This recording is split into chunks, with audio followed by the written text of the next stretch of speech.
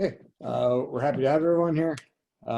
Just like every other chapter and association and company around the country and the world to some extent, we're taking the current times month by month.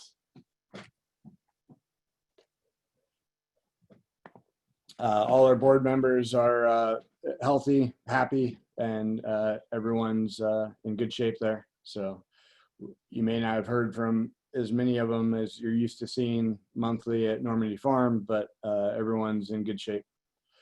Normandy Farm restaurant is back open for dine-in service, both outside and inside. So we'd like a home to come home to once we can start having face-to-face meetings again. Next time you're planning a meal, keep them in mind.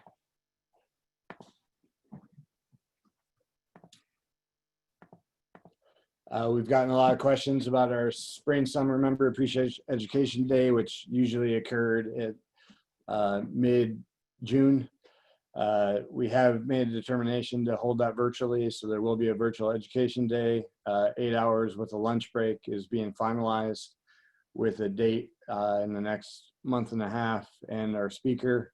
So we expect to have an announcement out soon. As with everything in our chapter, we're all about the members. So the education day is free for our members. So that's 7 PDUs given to you for your attendance.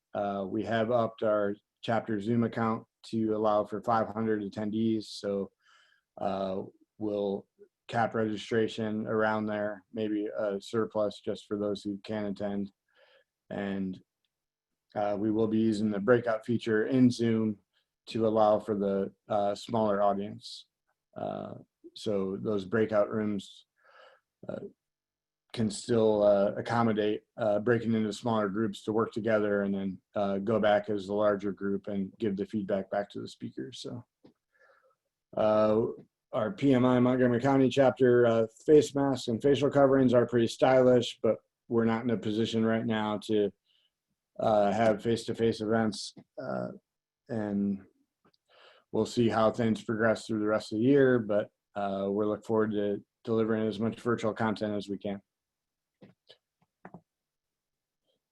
Speaking of virtual content, PMI Global is in the same boat we are. They've already canceled their annual Leadership Institute meeting and Global Congress meetings that are face-to-face around the world and made those virtual events. Those are in the fall, so they're already writing off basically everything face-to-face for the remainder of 2020.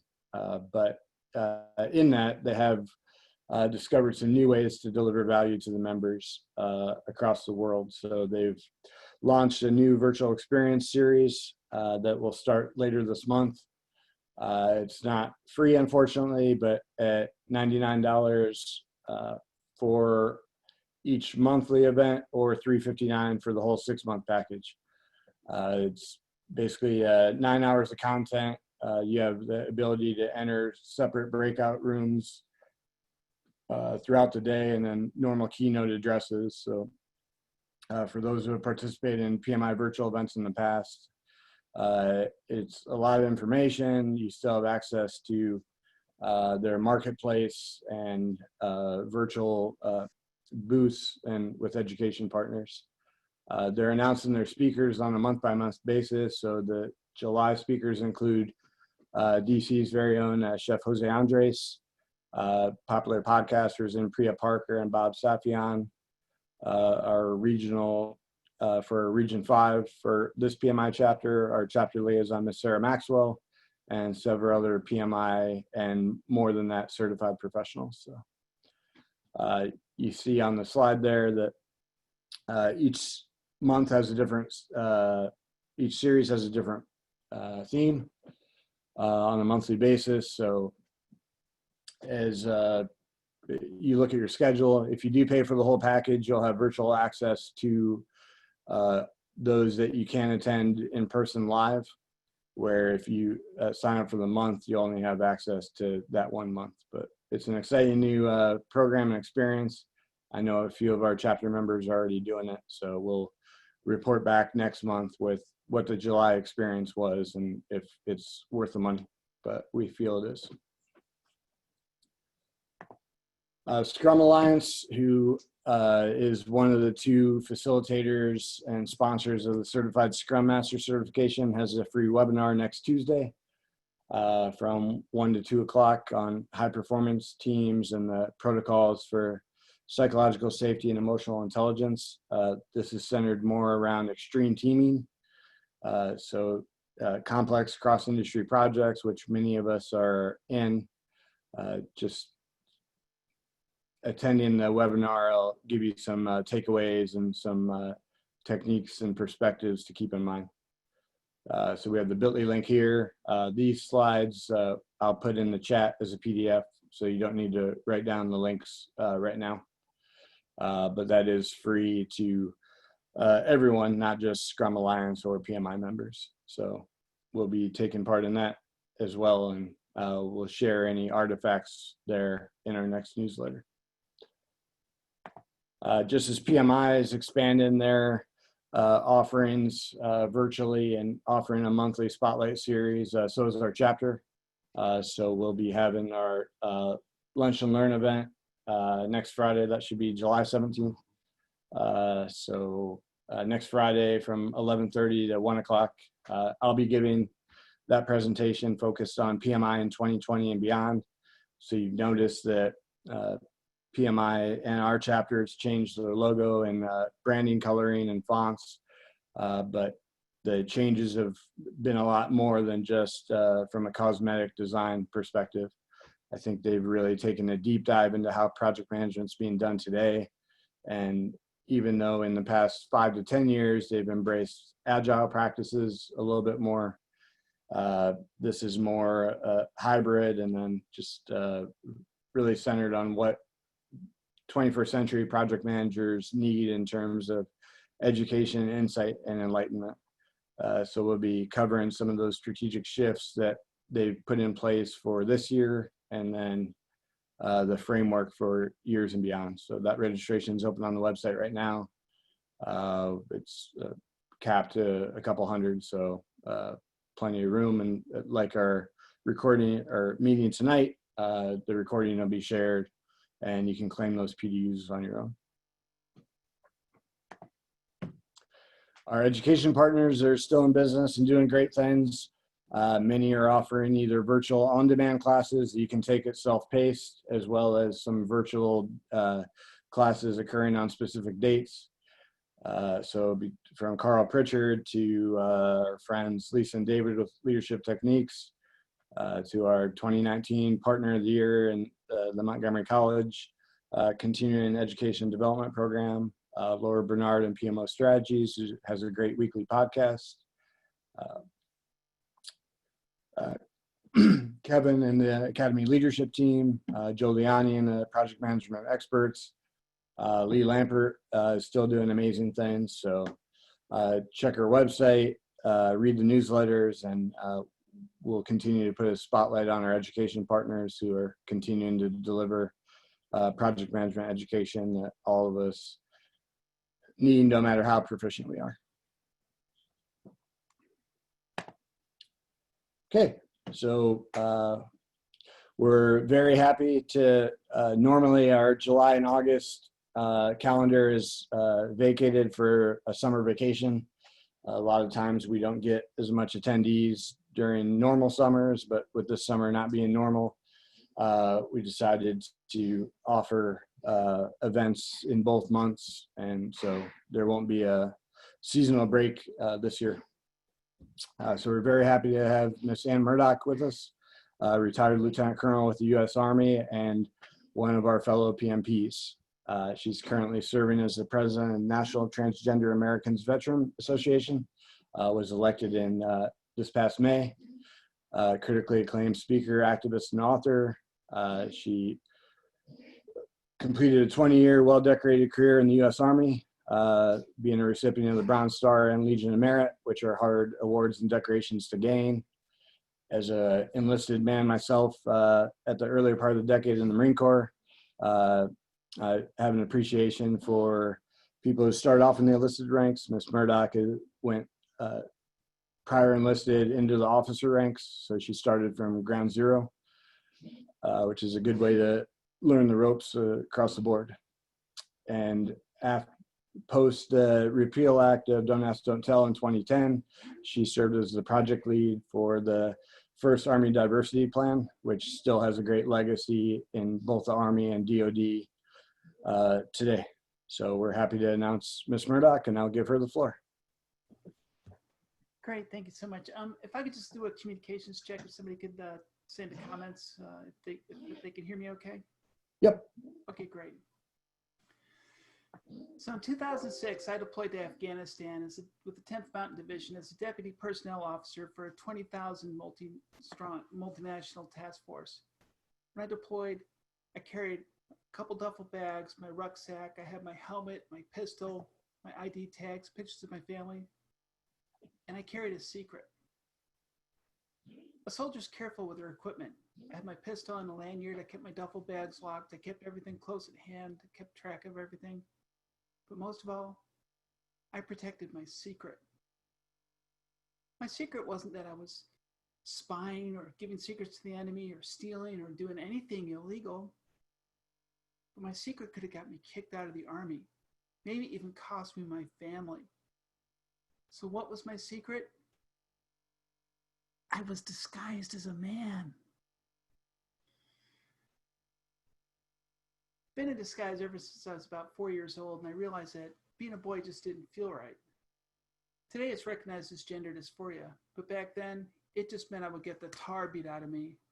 So I stayed in disguise. The dysphoria never left me, and it tormented me every single hour of every single day of my entire life. But over the years, I became an Army officer. I fell deeply in love, got married, and had a beautiful family. Surely I could be content with this life and be the man that everyone thought I was. Which brings me to that night in Afghanistan. It really doesn't matter which night because there were so many that were just the same. I was a field-grade officer with a lot of responsibility, and the 14 and 16-hour days were both a blessing and a curse. I relished the challenge and the opportunity, but I missed my family terribly. And I was consumed with guilt that I wasn't more involved in the fight. And then at night, I'd be alone in my hooch, and my secret would take free reign. And I thought I was trapped between living a life that would destroy me or embracing my truth that would destroy my family, the three people I love more than anybody else in the world. I saw no way out, and I wondered if this is what it felt like to go insane. And some nights, I would hold my pistol in one hand and a magazine in the other hand and think, I have a way out, right here, right in my hands. But I loved my family, and I knew I couldn't do that to them. So every night, I would reholster my weapon, and I would think tomorrow, if I need to, I could do that tomorrow, but not tonight. And over the years, I've strung together a bunch of tomorrows, but it kept getting harder and harder. By the time I retired from the Army, I was diagnosed with depression. I had an ulcer, high blood pressure, anxiety attacks, and insomnia. Finally, it dawned on me that if I didn't face my truth, it would destroy me. My family would lose me, and in many ways they already had. I had to face my truth no matter how terrifying it was. Transition for me felt like flinging myself off of a cliff into the dark with no idea where I'd land or even if I would survive. It was extremely hard for my wife, and it challenged everything about our relationship except for the fact that we loved each other. It took gallons and gallons of tears, but throughout it all, we put love first, and today our relationship is better than ever. One evening, I asked my daughter how she was doing, and she looked at me with anxiety written all over her face, and my heart was breaking for her. And she said, I'm getting ready to start high school. I have bigger problems than a transgender dad. And at times it just seems surreal. I mean, I wonder, why me? Why me of everybody? Why did I wind up with this? And sometimes it just seems completely absurd. Like the day I got a letter from my insurance company telling me that I was due for both a pap smear and a prostate exam. Go figure that one out. But not a day goes by where I don't think how grateful and happy I am just to be living my truth, just to be me. And throughout my struggles, I kept leaning on the example of my Uncle Don. He was a successful and affluent White House lawyer and corporate lawyer. But his greatest legacy was how he dealt with his battles with alcoholism and terminal cancer. He used those life-threatening illnesses to inspire and encourage others who are struggling. He found a way to turn his biggest challenge, his greatest adversity, into his biggest strength, his gift, his greatest gift. And his example motivates me today to use the story of my transition and my struggle with gender dysphoria, and my journey from living a life of privilege to a life of authenticity, to inspire and uplift others just as they did for me. I'm here because people shared their stories with me and modeled courage and resilience and an unyielding drive to be themselves, to live their truths. So no matter what you're doing in your life, what I want you to ask yourself is, who needs to hear your story? What are your greatest challenges? How can you use them to lift up others? How can you inspire others? Hey, Miss Murdoch, not to interrupt, but you're coming in a little faint for some, so if you could speak a little bit louder. Okay, sure. Okay, sorry about that. So I've seen the world from both sides of the gender gap. I've gone from living a life of privilege to a life of authenticity, and I've worked with some of the best leaders in the world in the military. And I spent 2 years in formal leadership schools. I've been in command and other positions of responsibility. And diversity and inclusion was my full-time job for a few years. So I've experienced the life-saving power of diverse and inclusive leadership and policy. So they say you're only as sick as the secrets you keep. And who wants sick people working on their projects? Why not just free people up from having secrets in the first place? The pace of change today is getting faster and faster. We've seen that just in the last few months with the rise of COVID, the growth of the Black Lives Matter and people pushing for social justice and change. The stock market's taken wild swings, our economy's taken radical swings, and it seems like everything is moving faster. Communication is moving faster. Business is moving faster. The news cycle is 24/7, and yesterday's news gets forgotten so fast. So how do we deal with that? Meanwhile, there's plenty of studies that show that bringing your whole self to work has great benefits. There's a study, a 2004 study by Barden, Maddow, and Petty and Brewer, and I'll send out a bibliography for those who are interested who send me their email. I'll send that bibliography out to you so you don't have to take my word for these studies. You can see them for yourselves. And it showed the effect of the multiple roles and how we judge people based off those multiple roles. So those intersections of identity influence how people are judged and identified, which play into who we pick for roles and responsibilities at work and how we relate to people on the job. Cynthia Wang, who's a professor at the Kellogg School for Business, researched the effects of hostile acts on employees and found that people retaliate for aggressions and even microaggressions. Do we really want that in the workplace? So if somebody is being insensitive, if they're causing a microaggression, it's not just that one person that it's going to affect. It's going to affect multiple people as that chain reaction of action and reaction takes place. And activism and social media are making it harder and harder to compartmentalize our lives and to insulate that off-the-job behavior and identity with our on-the-job behavior and identity. So isn't it time we stop expecting people to maintain that wall, to maintain one persona at work and another persona at home, to conceal things in their lives from work and their colleagues? I think it is. So as the pace of change grows and grows and people are demanding more and more to be recognized at work, what's the solution? How do we deal with all that? A lot of people are offering ideas. A lot of very successful people are weighing in on these issues. Oprah Winfrey, for instance, says intention.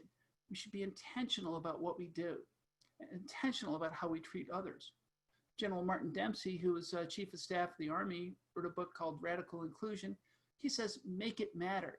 Make what you're doing meaningful. Make things meaningful for your teams. Show them how it connects to the bigger picture and why it's important to do what they're doing. Author and Professor Brene Brown, who's written a number of books on leadership and what she calls wholehearted living, says we should be wholehearted. We should be authentic. We should not be afraid to show our emotions and our vulnerabilities.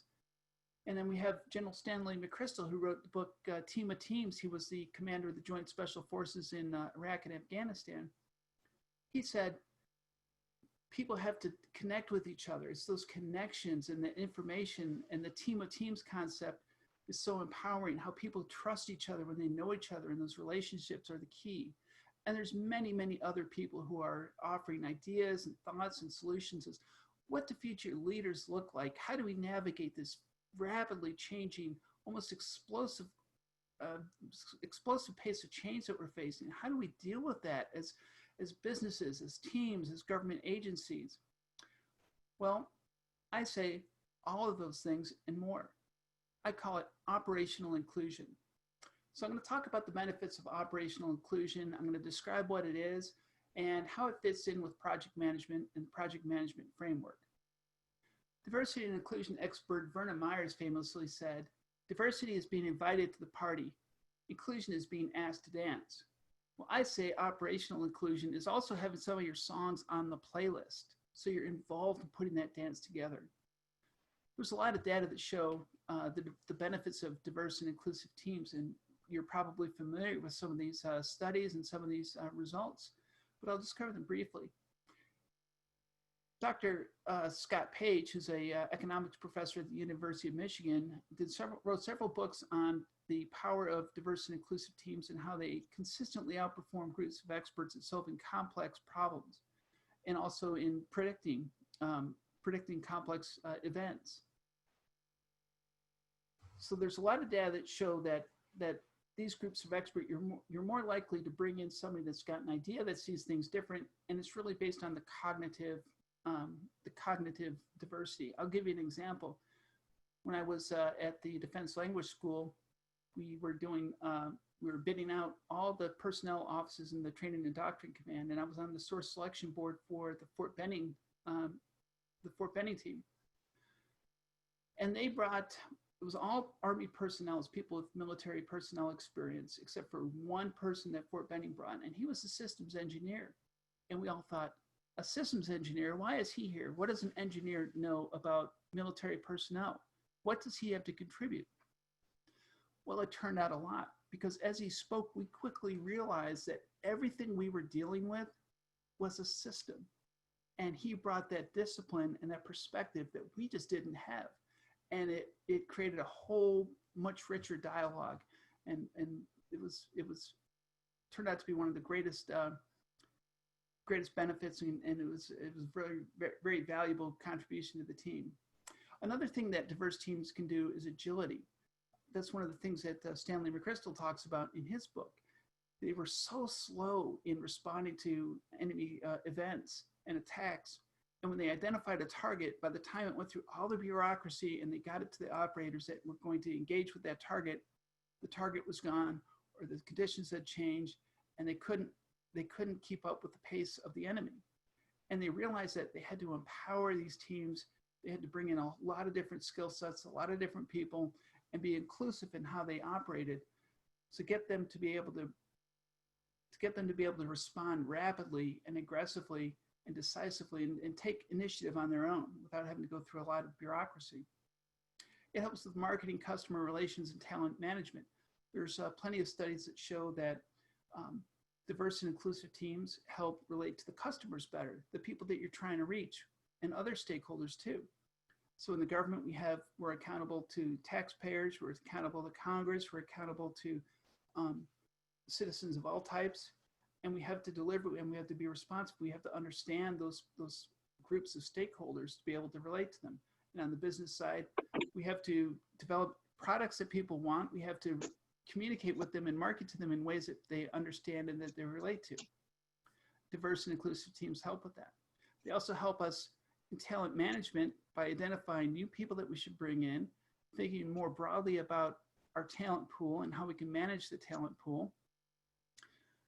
There's lots of studies that show that diverse and inclusive companies have a better bottom line. They perform better financially. There's also many studies that show that diverse and inclusive organizations have better retention. So they're more able to keep the employees that they value and that they want. We've seen this in the Department of Veteran Affairs recently, where old-fashioned, if you will, telework policies that haven't kept up have caused some new hires to leave after a few months because they just don't like the environment. And the people we want to hire are going to be the ones that have options at other places. So we see that. And it also helps with innovation because the variety of perspectives can help us see the same problem from different angles. And in many cases in history, that's been the breakthrough. For instance, I think of aviation. I'm a private pilot, so I think of aviation. And did you know that both the Wright brothers, who obviously invented the powered airplane, and Burt Rutan, who has 3 of his aircraft hanging up in the Smithsonian, both were inspired by toys. The Wright brothers saw a little whirligig as children, and that inspired them to make their powered airplane. Burt Rutan had the idea from a badminton shuttlecock to develop the folding wing system that he used on his pioneering Spaceship One aircraft that was the first private aircraft or private spacecraft to reach suborbital flight and won the Ansari X Prize several years ago. And it helps with employee experience. There's many studies that show that employees that are in inclusive environments are happier, perform better, and stay longer. So when we talk about operational inclusion, what is that? There's 4 components of it. There's diversity. So when we talk about diversity, we can think of identity diversity. So there's physical characteristics that we can see.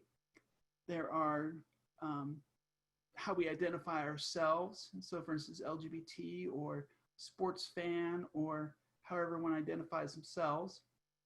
And then there's cognitive diversity or thinking diversity. So critical thinking is an important element of operational inclusion. And I break critical thinking down into 2 categories. We have identity biases. So there's many studies that show that we're almost hardwired to look at people and make instant judgments. We're being bombarded with millions and millions of pieces of information every second, and we have to sift and filter those. In we have shortcuts, mental shortcuts, which we call heuristics or thought patterns, how we process this information. But it channels us into making assumptions and stereotypes and things like that. And what may serve us well some of the time can serve us very, very poorly other times if we're not being aware of that. And then there is critical thinking and cognitive biases that we may have. So there's many studies that show that, again, we're using those thinking shortcuts. So we tend to prefer the last thing that we just heard. And salespeople use this routinely to frame sales pitches and convince people that they should buy their product instead of the competitor's product. So we have to be constantly on guard about those critical thinking errors and those cognitive biases that lead us to perhaps incorrect conclusions or suboptimal conclusions. And then there's what I call noise. So some of the things that impact our thinking are things like fatigue or stress or too many things going on and we can't hear and the important things get lost in the shuffle. So all those are things that impact our ability to think clearly and really get at the root of a problem and really make a good decision.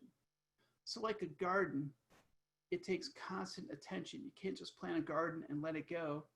You have to weed it, you have to water it, you have to make sure that the animals aren't eating the fruit and the flowers. So it takes constant attention. And that's what operational inclusion takes. It's not just a PR, it's not just an HR thing. It's not just writing a policy, you're posting it on the web and you're done. It's not hiring diverse people and then you're done. it's constant. It's all the time, making sure that people are included. So we talked about diversity. We talked about some of those things of some of those elements of diversity. We talked about identity. There's also skill diversity. We want to make sure that we have a good range of skill sets in our organization. So when we're building a project team, not only do we want the basic skills that we think of right off the top of our heads, but we want to think, who else could we bring in here that might add a extra pinch of insight? Scott Page, the University of Michigan professor, suggested that if you're trying to solve a really tough engineering problem, of course you want to bring in some engineers, but you also might want a chemist or a physicist or somebody else with some different thinking skills that could see the problem differently and lend some insight. We also want cognitive diversity. So part of that is the training that we've had, the experiences that we've had, the education that we've had, and just how people think. We want to make sure that we bring in a lot of people that aren't the same. And then there's probably some other forms of diversity that you may be thinking of. And then we get to inclusion. So what is inclusion in the framework of operational inclusion? Well, I use the pizza analogy because a lot of the inclusion programs that I've seen, it's all run out of HR. And it talks about employee engagements and how to do an employee engagement. How many employee engagements have you done? And things like that. And here's one place where I am going to show my bias because I'm originally from the Chicago area and I prefer Chicago style pizza to New York style pizza. And I have to get into a lot of arguments with people about that. But my analogy is that with Chicago pizza, the ingredients, it's thick and the ingredients are baked into it. With New York style pizza, people say toppings and it's just kind of put on. It almost seems like an afterthought. Operational inclusion needs to be like Chicago pizza where the ingredients are baked into it. So every day you're thinking, how can I make sure that I'm being inclusive? Who's at the room? Who's in the room? Who's not here that should be here? How do I bring them in? So I say that people shouldn't make you, I often hear people say, well, make people feel like they're part of the decision making. Make them feel like they have a stake in it. And I say, don't make them feel like that. Actually, let them have a hand in that, or expect them, insist that they have part of the decision making. Make everybody responsible, everybody accountable, and everybody a participant in all the important things that are going on in the organization. In the Army and the military, this is called mission orders. So commanders don't tell subordinate commanders how to do something. They tell them what needs to happen, and most importantly, why it needs to happen. So when people are empowered with the what and the why, they can figure out the how, and 9 times out of 10, they'll figure it out better than you probably could have on your own when you're trying to juggle many other things. And we need to be able to celebrate differences. There's a big difference between celebrating differences and celebrating somebody's unique characteristics and the things that are important to them and just tolerating that. I'm sure many of us have felt that. I felt that myself when one of the best examples I can think of was after I retired, shortly after the repeal of Don't Ask, Don't Tell, there was a major who was getting promoted to lieutenant colonel in the Air Force at the place where I worked as a contractor. And after she was promoted, she gave her wife a kiss. And it was the first time I'd ever seen a same-sex partner at a promotion ceremony do what every other partner at a promotion ceremony I've ever seen. They had the chance to finally do it.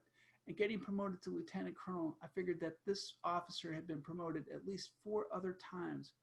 And I don't know how long she was in that relationship, but she could never bring the most important person in her life to be part of that big occasion. And now she finally could.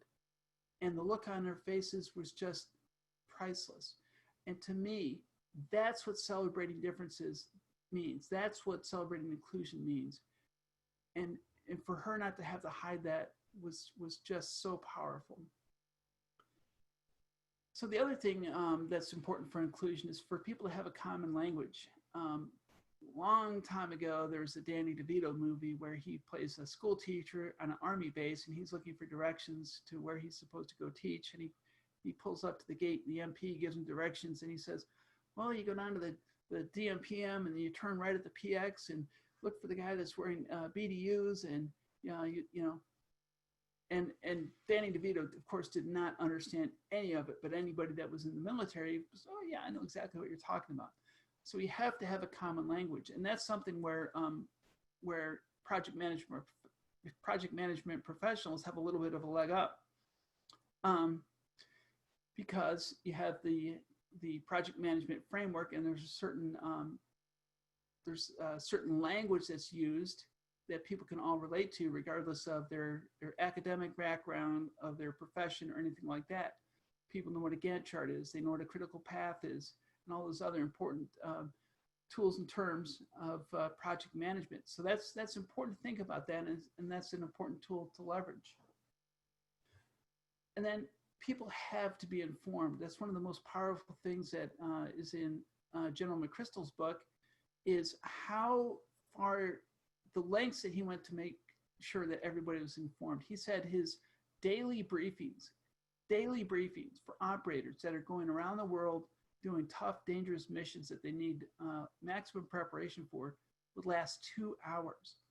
And as he notes in the book, most management people would say, a 2-hour meeting, that's insane. That's just insane. It's just, nobody could do that. And every day, I mean, how many people have a 2-hour meeting once a month or once a quarter? But he said it was so important because it made sure that everybody in the organization had the same information at the same time. They could ask each other questions.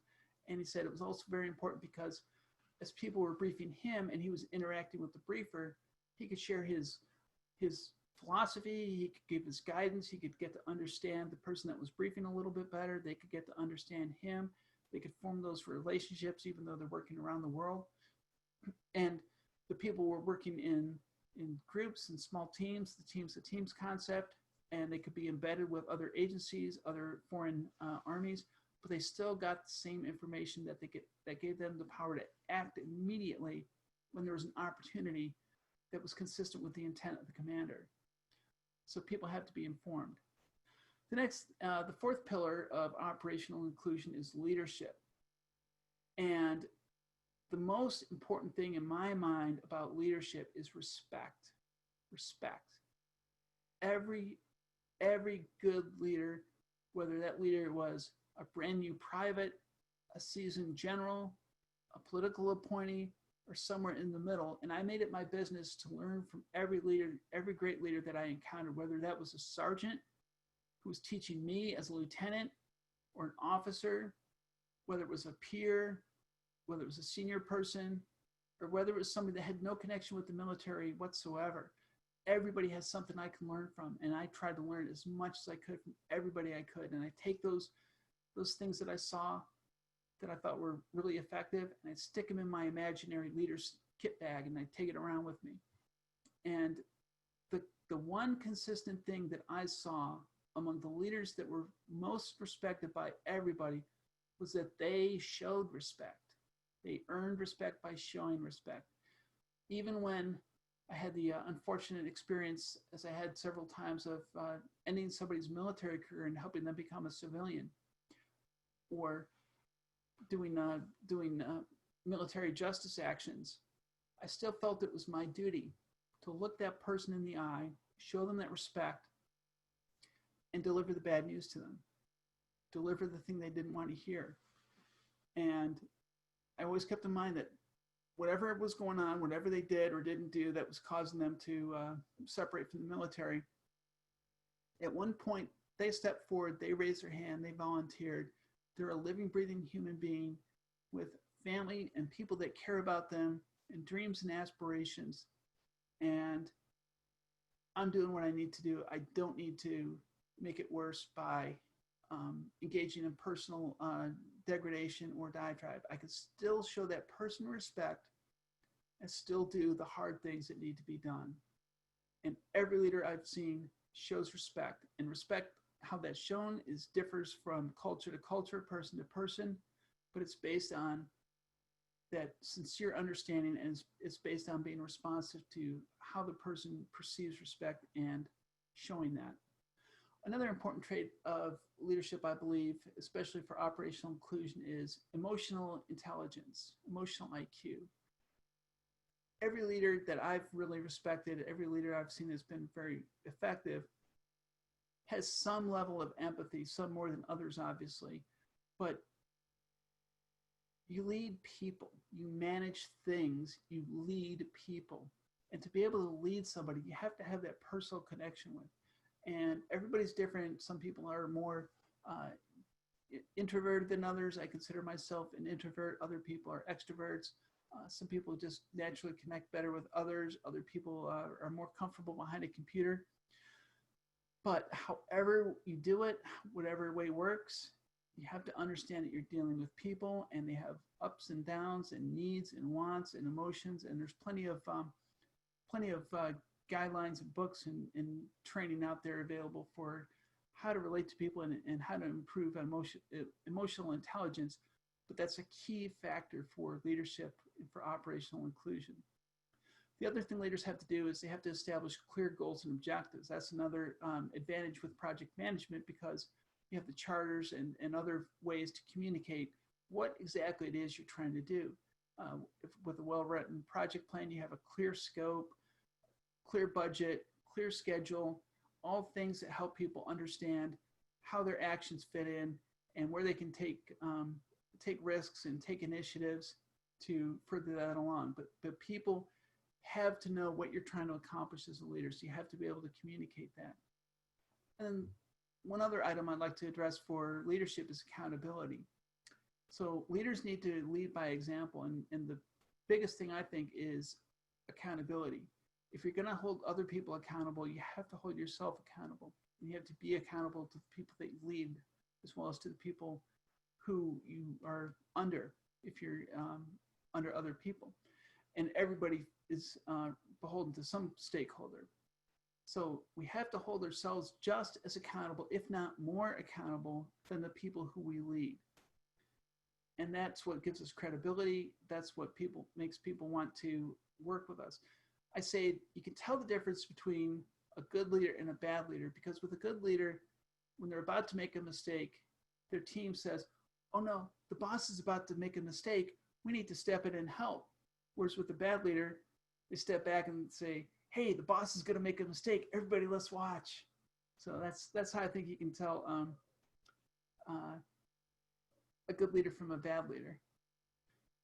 So how does all this relate to the PMI framework? Well, I do actually have one slide here. I'm going to share my screen with you so you can see how this fits in.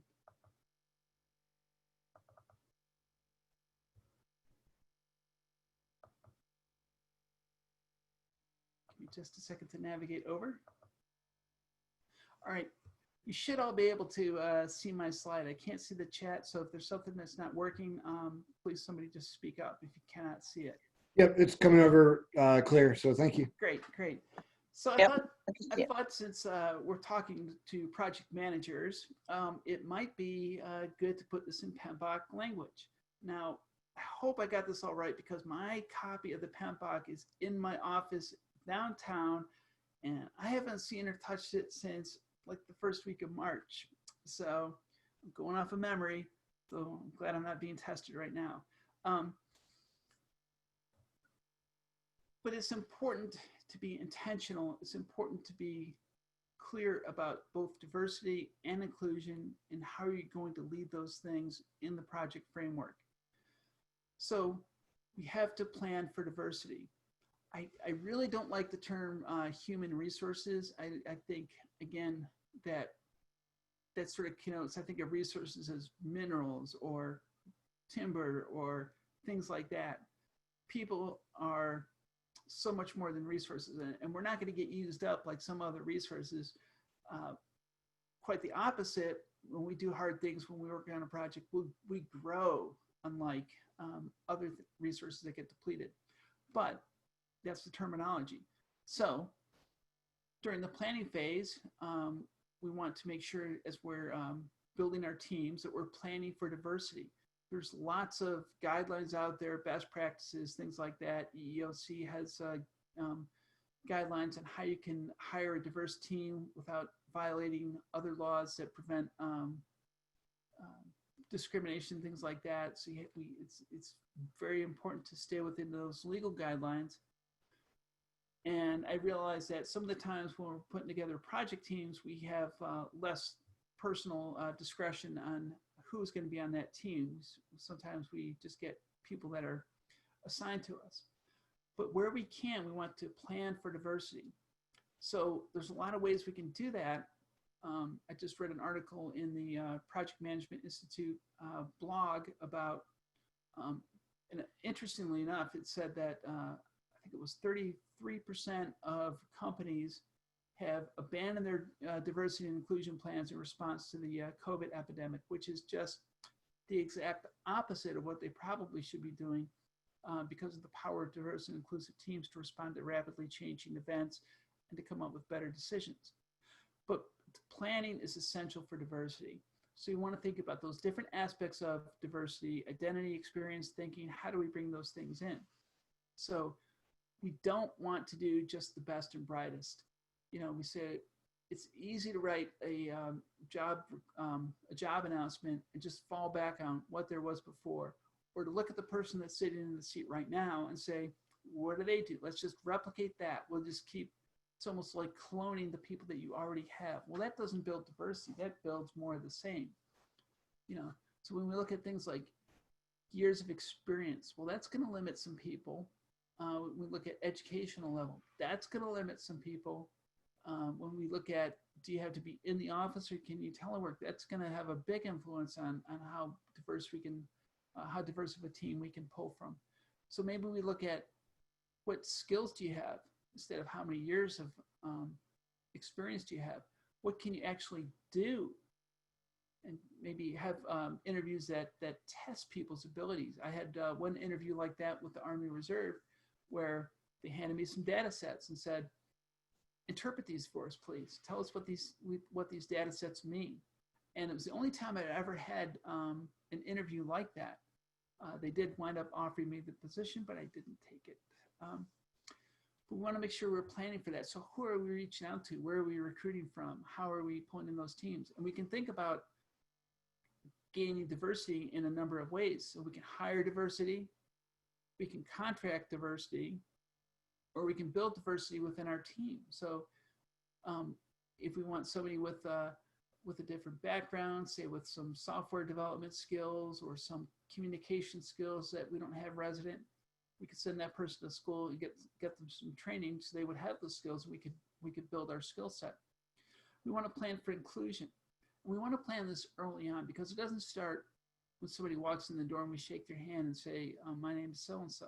It starts well ahead. We want to be intentional and thoughtful about how we're going to include people.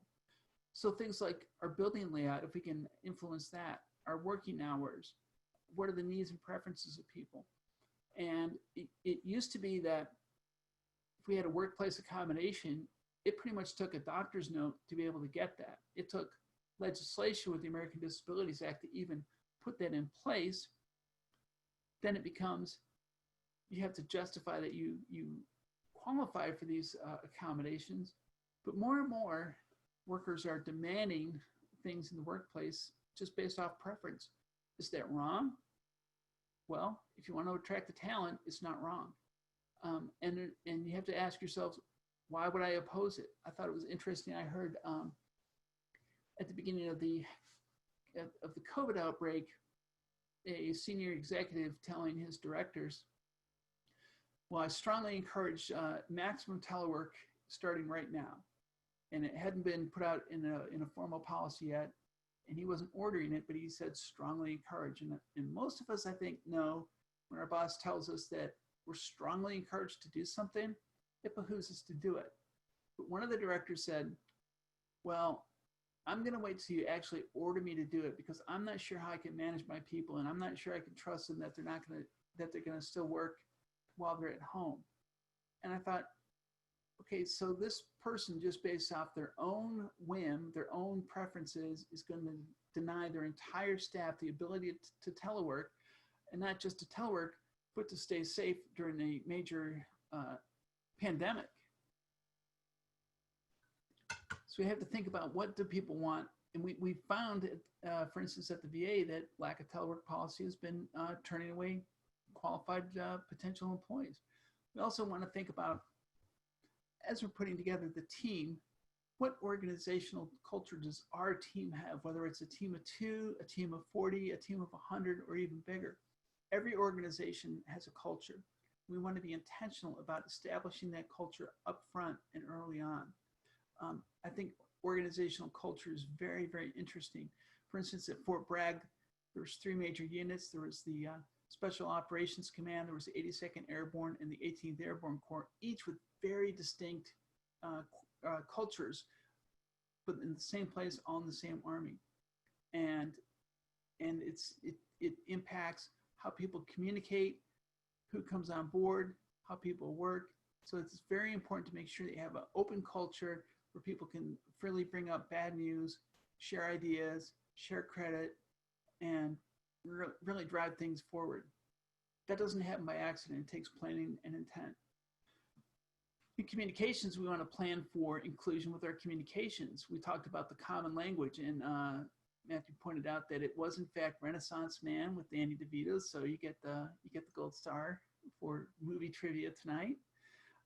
We want to be able to share our personal cultures and share those personal things about ourselves that we bring into the workplace, because that makes people comfortable sharing who they are, what they value, and feeling free to express themselves. And that freedom to express themselves on the little things also translates into the willingness to speak up at a meeting when you're not sure if your idea is really that good or not, but people need to hear it. And you never know when that idea is going to trigger another idea.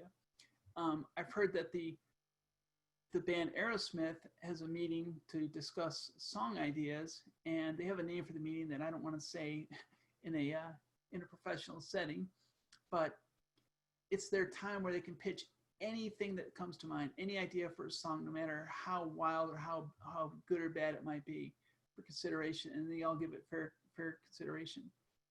So we want to make sure that we have a culture where people can share and exchange ideas. So we want to celebrate differences. Again, it's not to put one person down or to say another person's better than this person or that person. It's just to make it open for groups that haven't been able to speak freely in the past, historically, where members of those groups can feel free to speak freely. And I know firsthand what that's like. You can, if you don't think male privilege is real, you can ask any transgender man what it's like. And I've heard several tell me that the minute they started identifying as male, people started listening to them more often, they stopped getting interrupted more, and they were invited to more meetings. So the anecdotal evidence is there, as well as the empirical data. Mr. Murdoch, I had a question. Sure. Under monitoring and controlling, you had reward inclusive behaviors. I guess my question is, at this point in society, like, the normal behavior would be to be 100% inclusive. So could you speak to how you can reward with not alienating those that should be included in being inclusive, I guess? Sure. So what I'm getting at there with reward inclusive behavior is, obviously in the workplace, you want to foster those behaviors that you want and discourage those behaviors that you don't want. So inclusivity isn't pitting one person against another person, of course. It is about relationship building. So in this context, it's not just making people of certain groups feel welcome, which of course you want to do, but it's also who is thinking about, who do I need to talk to? Who do I need to bring into the loop on this? Who do I need to include? How do I build my skill sets? How do I reach out to other people? How do I form relationships with other teams and groups and things like that who might be able to help with this project? So who is having a team-oriented mindset rather than an individual mindset? And those rewards can be either really explicit or informal and subtle. It might just be at a meeting saying, hey, so-and-so reached out to this other agency and brought them into the loop, and now we got some good information from them. So that's a really good win. So that's what I'm getting at with reward inclusive behavior. We want to make sure that we're building connections, we're building trust, and we're building relationships. Does that get at your question? Yep, sure does. Thank you. Okay, great. So we want to make sure that in all aspects of our project management that we're going through, and being intentional about diversity and inclusion. We want to build a diverse team. So we want to think about our hiring practices. We talked a little bit about that. There's evidence that shows that people with so-called black sounding names tend to get passed over with the exact same qualifications as people with different names. There's been studies that show that for a long time, women were not getting selected for high-level orchestras, and they put up a screen. So when people auditioned, they couldn't tell who was auditioning. They could only judge the sound of the music that was being produced. And then suddenly more women started getting hired for orchestras. Then they put down a carpet so people couldn't hear the heels if a woman was wearing high heels, and it muffled the sound of the footprints, and that helped even more. So we want to make sure that we're not doing those practices that exclude people unintentionally. We want to think of our team as a set of skills. We want to make sure that we have a great toolbox, and we're looking at, we don't want to hire 3 people with the same skill sets. We want to hire 3 people with different skill sets that complement and blend with each other. And soft skills matter. I think that's one of the hardest things in the hiring process, to understand and identify who has that emotional intelligence, who has that ambition and drive, and who's going to be cooperative and work well on a team. Those are things that are hard to relate to on a resume. We have to lead for inclusion. We talked about dignity and respect. That's really not negotiable. I don't think you can lead very well at all if you don't show dignity and respect. You have to lead by example, set the example, model that behavior that we want to see in others. So we have to model inclusion. We talked about missions versus tasks, telling people what needs to get done, and most importantly, why it needs to get done. And talked a little bit about Brene Brown, who's written some books on leadership and vulnerability, and she talks about the qualities of a wholehearted leader. I strongly urge you to read about her work if you're not familiar with it. But the bottom line of what she's writing about is, we can't be afraid to show our emotions. We can't be afraid to fail in front of the people that we're leading. We've got to be realistic, real, and authentic the whole time. Otherwise, people see right through us. We've got to communicate for inclusion. And you see there, I have listen and listen, because that is such a big part of inclusion. People tell you things, you have to trust them if they're talking about themselves, that they know who they are, what what bothers them, and take them at face value. It just seems absurd when people say, well, this is not derogatory, this is not racist, this is not homophobic, this is not trans. Well, if the person is telling you it is, take them at their word. The other thing about communicate for inclusion is always think, who else needs to know? I heard a general say, whenever you get a piece of information, you should ask yourself, what does it mean? What do I do with it? And who else needs to know? And always be thinking, how can I spread this information? Some people hoard information, and you want to be the exact opposite. We talked a little bit about lead for inclusion. Critical thinking is so important. So we want to make sure that we're not falling down those cognitive traps that are so easy to fall down. Conference this year. It is an open registration, so travel is not a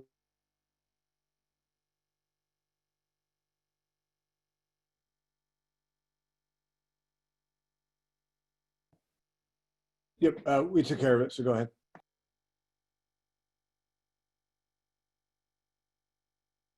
And just going down the same old. And there's a number of tools, techniques you can use to make sure that your thinking is fresh and on point. So there's things like decision matrices.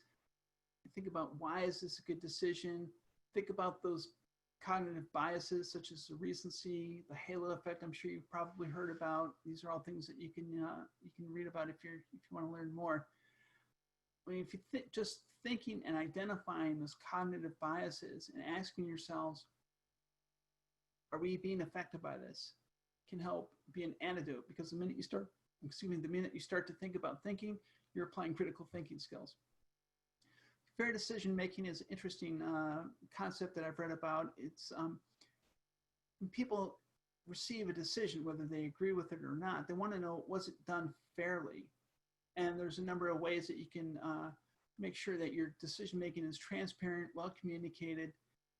People understand the logic behind it, whether they agree with that or not. They can understand how it was applied and judge for themselves whether or not they think it was applied evenly across the board, or if some people got special treatment than others. So obviously you want to be perceived as making fair decisions. You want to leverage the diverse wisdom of crowds. So you've pulled together a diverse team, you've created inclusiveness. You want to make sure you're harvesting the value. It's like rocket fuel.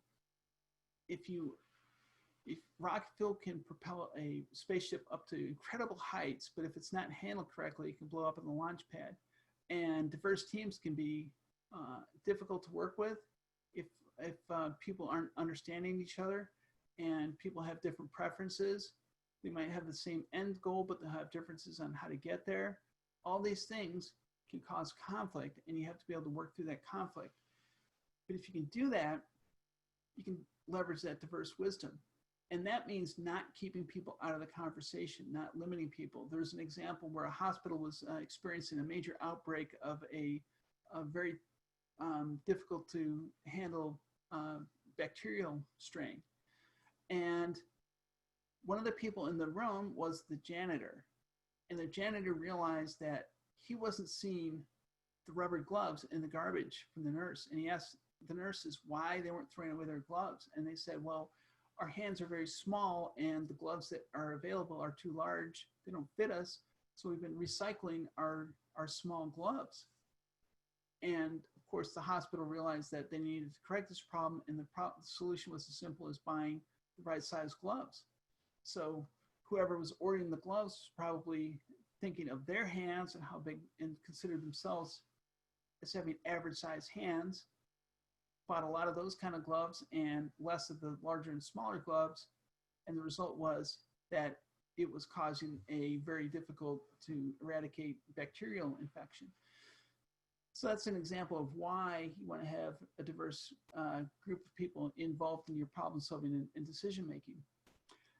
We have to underwrite creative failure. So Edison famously said he learned 10,000 ways not to make a light bulb before he finally discovered the right way to make a light bulb. The Wright brothers crashed a lot of airplanes making a light bulb, and pretty much every Silicon Valley entrepreneur has stories of their failed startups. And we want to reward inclusive behaviors, as we talked about. So we want to communicate for inclusion. We want to make sure that what we say is understood and received by the listener. So, we know the communication cycle where we communicate, there's the environment that it goes through is heard by the listener and then understood in the listener's mind. And we want to make sure that the thought we had in our head is the same thought that the listener has. The only way to do that is to be able to check and see and confirm. And then we want to proactively seek out those who have not been heard. So just like when you're facilitating a large group, there's some people that are sitting back in the corner, not saying much. There's some people that historically have not been invited to speak up, or have not felt comfortable speaking up, or they've spoken up and been shouted down or shot down. I myself have been in meetings where, people have laughed at what I said and I don't say anything more. So when we see that, or in our day-to-day work environment, we want to make sure that the people we haven't heard for, we're reaching out to and talking to. And then this isn't really technically covered under the closing part of the knowledge areas, but the process areas. But I think it's important that we lead for inclusion even as we're wrapping up a project.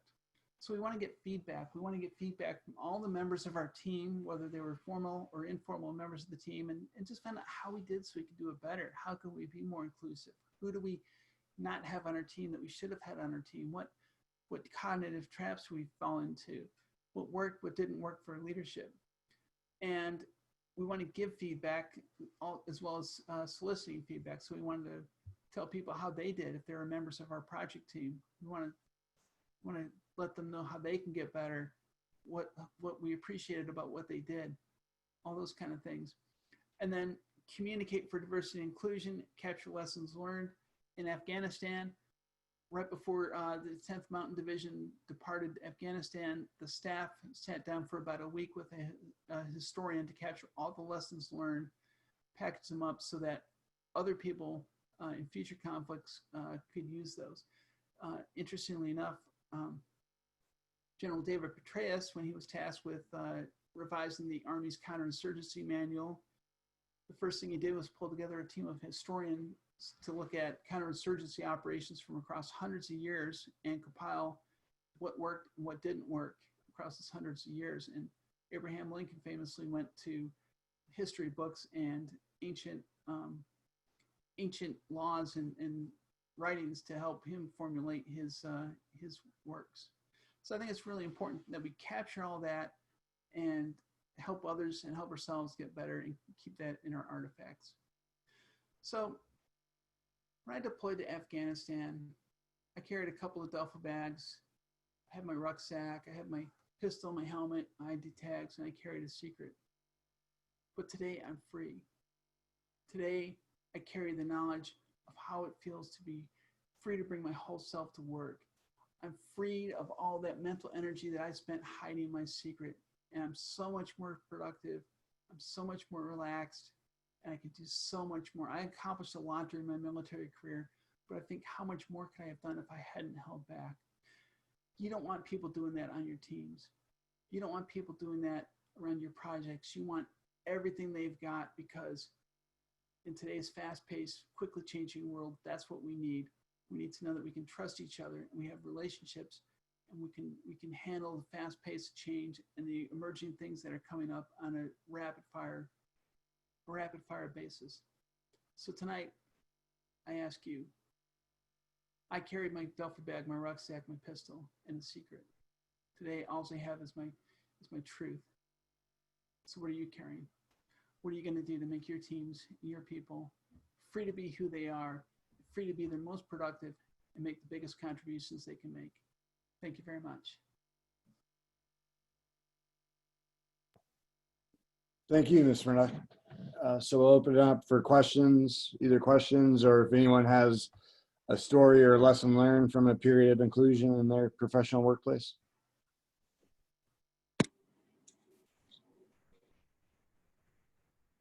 Great presentation, Ms. Murdoch. Thank you for presenting tonight. It was very, very, I could identify with many of the things that you said, and I especially like your chart, your project management chart, where you had communications and the different areas of project management. Thank you so much.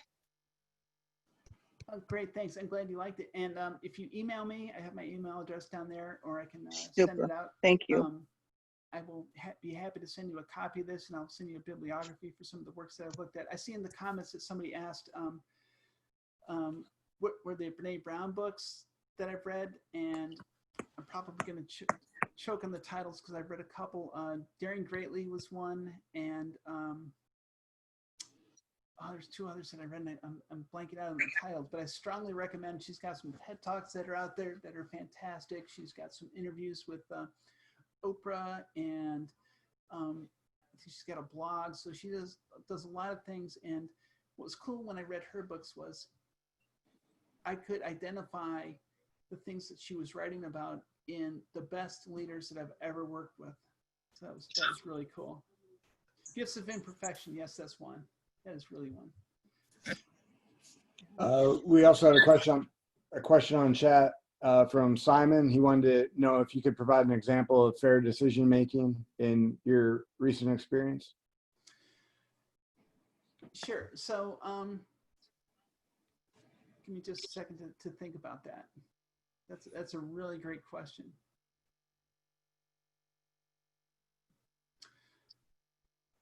So this is quite some time ago, when I was the adjutant general at the Presidio of Monterey and the Defense Foreign Language School. And in the Army, you get rated every time you move or every year, and you have a rater and a senior rater.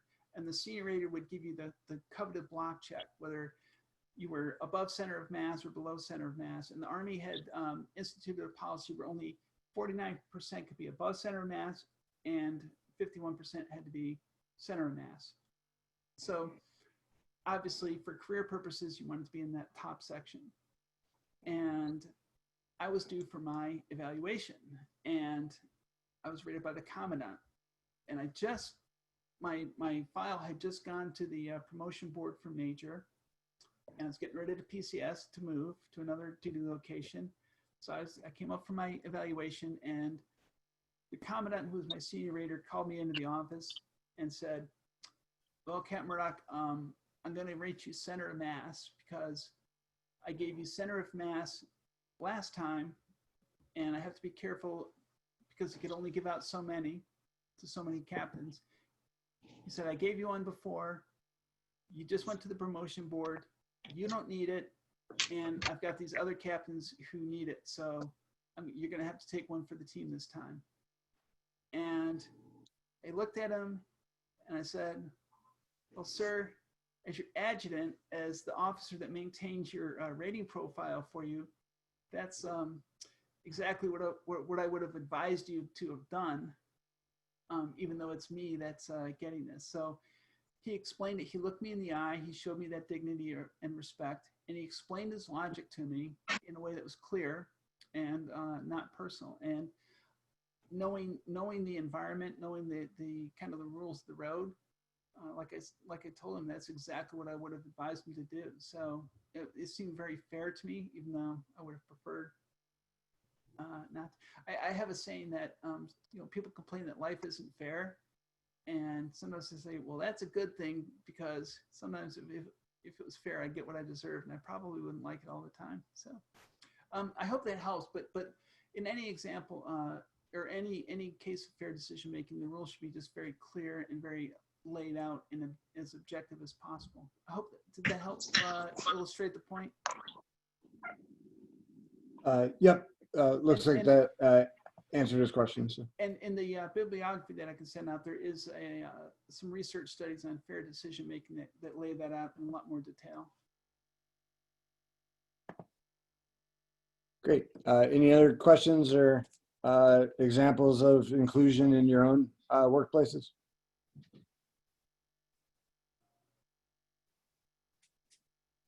I can share one example that ties into servant leadership. A few projects ago, we had a gentleman who was of the Jewish faith and strict kosher, and our office had a Ohana family mentality, so we had a lot of morale events, and of course, none of them, all the catering we brought in and things wouldn't have worked for him. So there was the only kosher place within 20 miles of Alexandria is called Char Bar in Northwest DC. So I'd go in and I wasn't a supervisor. I wasn't in a high position of impact or influence, but it was the right thing to do. So as the organizer of a lot of the morale events, I'd go in during lunch beforehand or leave early, but go get him what he told me he'd like to eat. And then he had that, so he felt included. And that's servant leadership. Sometimes you have to go outside the box. People came back to me and said, why are you doing that? He can bring his own food and that type of stuff, but they're missing the point. Yeah, exactly. So. Exactly. I can share one thing too. When I transitioned in the workplace, and of course, I can't describe how just terrible. I mean, I've jumped out of airplanes, and that was so scary. I had an out-of-body experience, my first parachute jump, and I've been to combat and done some other things, been a private pilot, but walking into work that first time was just so nerve-wracking. And telling people that I work with about my transition was just really, really scary. And my boss bent over backwards. Some of the senior people at the VA were very, very supportive and accommodating, but my boss bent over backwards to help me. And interestingly enough, there was one person that was getting ready to take another job and leave our section. And I thought, I'm not going to bother telling her, because sometimes, you know, sometimes we get along and sometimes we didn't get along. And I thought, well, she doesn't really even like me that much. And she made some comments about my hair when I was starting to grow it out. So I won't even tell her. Well, the first day I came back on the job after transition, they had my nameplate changed, and there was this card and a little gift bag on my chair. And I opened it up, and there's some very sweet gifts in there, and there's a card with this exquisite handwriting. And it was this woman that I wasn't even going to mention it to. And she found out about it, and she wrote an extremely supportive note. And it was funny because then we went and had lunch, and we started getting to know each other. And she said, oh, we'll have to go shopping. And I said, you like shopping? Because she wore black every day. Every day she wore black. And turns out she had a lot of student debt, so she didn't have a lot of clothes, and she wore black because it was, you know, easy to maintain. But she said, oh, I love shoes. And you love shoes? And I thought you'd be in like Doc Martens all the time. And she said, no, I like cute shoes. And it took that to discover that about each other. And I know we're getting short on time, but I do want to just add one of the impacts of my coming out in my transition, where I went from everybody perceiving me as a cis straight white male to people seeing my true gender identity and living as a woman, was so many people opened up to me about things that were so important to them that I never knew. I had a coworker that I worked with for 2 years, and after my transition, he shared with me what it was like to be the only African American in the small Midwestern town where he was working at the time, and what it was like when women would clutch their purses and cross the street when you walked down the sidewalk. And I never knew. And other people shared similar stories about battles with cancer, about other struggles that they've had. And these people just opened up, and I thought, why couldn't we have talked to each other earlier? Why did we know that about each other? And the richness of the relationship afterwards was just so intense, and it made work just so much better and so much easier. So I just wanted to share that. So thanks for giving me a little extra time there.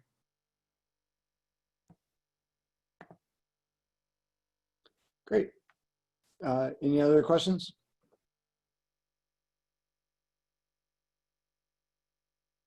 Okay. Well, we surely thank you, Ms. Murdoch, for your time. There'll be a survey sent out after tonight's event, and we'll share those results with you. Yeah, I'd love to see them. Thank you. Our raffle winners for a free featured dinner at Normandy Farm once we get back there for our meetings are Beth May, Bridget Outlaw, and Simon Dungana. So we'll send you an email with that credit once we get back to face-to-face meetings. And we'll share both an inclusion reading list and as well as Ms. Murdoch's other materials in tomorrow's newsletter. So thank you everyone for your time. Have a great night. And if we learned anything else today, be kind to each other. Thank you. All right. Thanks, Matt. Thanks, Ms. Murdoch. Thanks, everybody.